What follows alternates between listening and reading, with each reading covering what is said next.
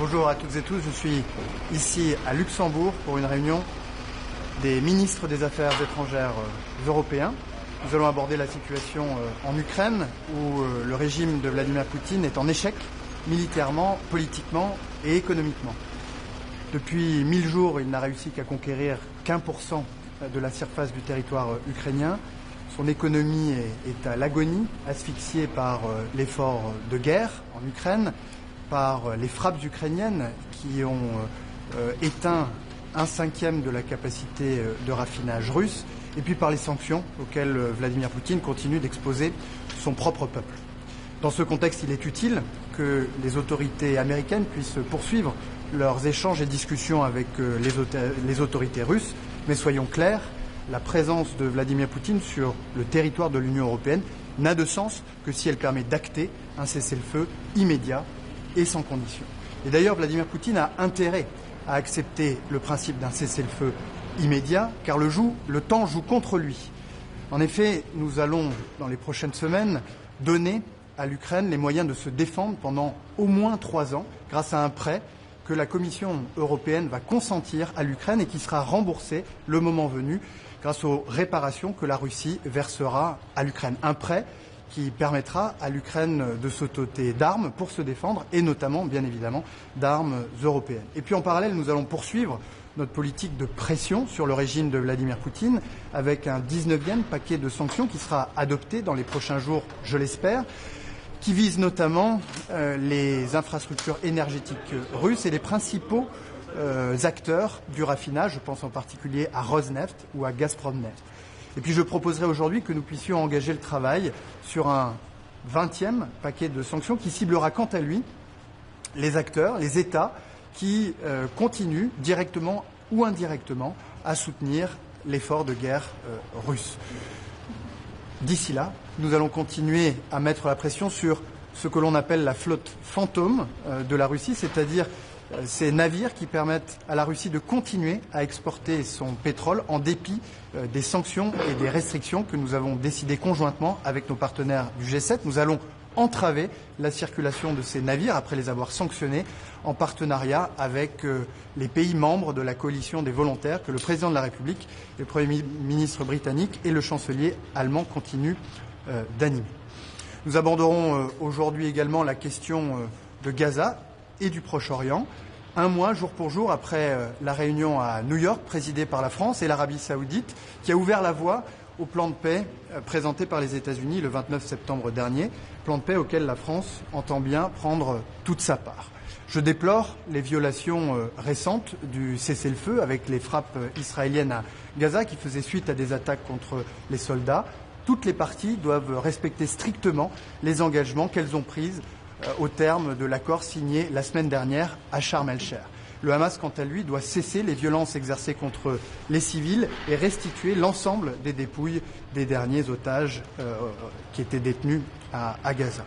Dans l'immédiat, nous devons nous concentrer sur l'accès massif de l'aide humanitaire à Gaza et sur la sécurité. Sur l'accès massif de l'aide humanitaire à Gaza, tous les points de passage doivent désormais être ouverts.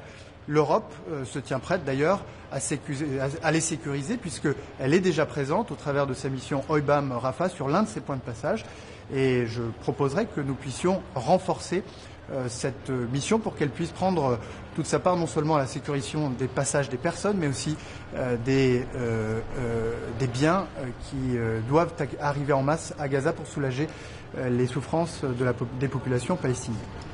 Et puis sur la sécurité, il est essentiel que le comité d'administration prévu par le plan de prêt du président Trump puisse être installé à Gaza de manière à ce que la police palestinienne puisse se déployer.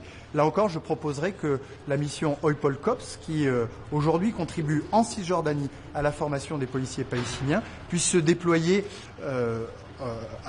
à Gaza et dans les pays environnants pour pouvoir former les policiers palestiniens, pour pouvoir soutenir les réformes que nous attendons de l'autorité palestinienne et pour pouvoir préparer le processus indispensable de désarmement du Hamas. Je veux par ailleurs me féliciter de 2 avancées majeures sous l'impulsion française qui concourent à l'autonomie stratégique de l'Europe, à notre indépendance, avec d'abord l'accord trouvé sur le programme dit EDIP, de développement de l'industrie de défense européenne. C'est un programme majeur qui va permettre de concevoir, de produire et d'acheter des armes européennes en sacralisant le principe de préférence européenne auquel nous sommes très attachés. Et je veux saluer le travail des parlementaires français, Nathalie Loiseau, Raphaël Glucksmann, François-Xavier Bellamy, qui ont joué un rôle très important pour que cet accord puisse être trouvé il y a quelques jours. Et puis me féliciter également de la proposition mise sur la table par Stéphane Séjourné, vice-président de la Commission européenne il y a quelques jours, pour protéger l'industrie sidérurgique européenne contre la concurrence déloyale, avec des quotas, avec des droits de douane allant jusqu'à 50% à l'entrée de l'Union européenne, pour faire en sorte que cette industrie, qui est majeure et dont nous devons conserver la maîtrise, puisse être préservée à l'avenir. Vous le voyez, l'Europe se réveille, elle prend en main son propre destin et grâce à ces réalisations majeures, elle s'approche de son autonomie stratégique. J'ai une question en français. Est-ce que vous pouvez faire les Européens à Gaza au-delà de payer pour la reconstruction comme on l'a déjà fait dans le passé? C'est vrai que sur la reconstruction et sur l'aide humanitaire, les Européens peuvent jouer un rôle important. La France co-organisera avec l'Égypte, avec les États-Unis et d'autres pays une conférence dans les prochaines semaines dédiée à ce sujet. L'Europe est déjà présente sur le terrain avec 2 missions, je les évoquais à l'instant. L'une qui a vocation à sécuriser les points de passage, un rôle essentiel au moment où nous appelons à l'entrée massive de l'aide humanitaire à Gaza.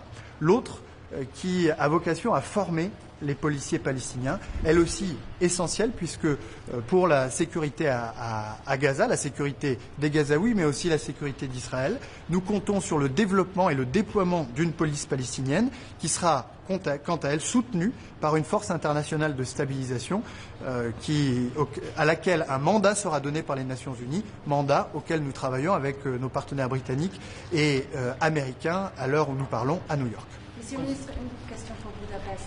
Vous ne pensez pas que c'est une provocation, en fait, que Orban ait invité Poutine en territoire européen? C'est inacceptable.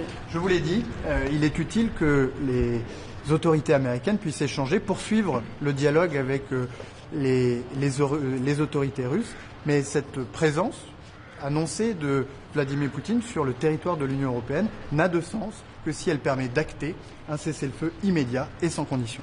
Sur les capitaux gelés russes, il y a une grande majorité qui veut les utiliser pour l'Ukraine, mais malgré tout, le dossier n'est toujours pas débloqué. Qu'est-ce qu'il faut pour débloquer ce dossier? Je crois que nous avançons. La Commission européenne a mis sur la table une proposition qui tient compte d'un certain nombre des paramètres auxquels les États membres étaient particulièrement attentifs. Et je le dis, si Vladimir Poutine a intérêt aujourd'hui à un cessez-le-feu, c'est parce que le temps joue contre lui. Et lorsque nous aurons adopté ce nouveau prêt que la Commission européenne va consentir à l'Ukraine et qui va lui permettre de résister pendant au moins 3 ans, eh bien, les conditions que nous voulons voir réunies pour que ce prêt puisse aboutir, eh bien, c'est naturellement que les sommes consenties à l'Ukraine puissent lui permettre d'acquérir du matériel de défense et notamment du matériel européen. Donc je crois que nous avançons vers une solution qui va être une inflexion dans le conflit et qui va permettre à l'Ukraine de manière crédible de faire face à cette agression et se préparer à y mettre fin et à ce que nous connaissons par la suite, puisque nous y travaillons, c'est-à-dire un cessez-le-feu et un traité de paix qui sera garanti par la coalition des volontaires que la France, le Royaume-Uni et l'Allemagne continuent d'animer. Minister, on Gaza, you spoke about expanding the border mission. Are you talking about just having a new role for EUBAM Rafah, or are you talking about the EU deploying to other border crossings as well?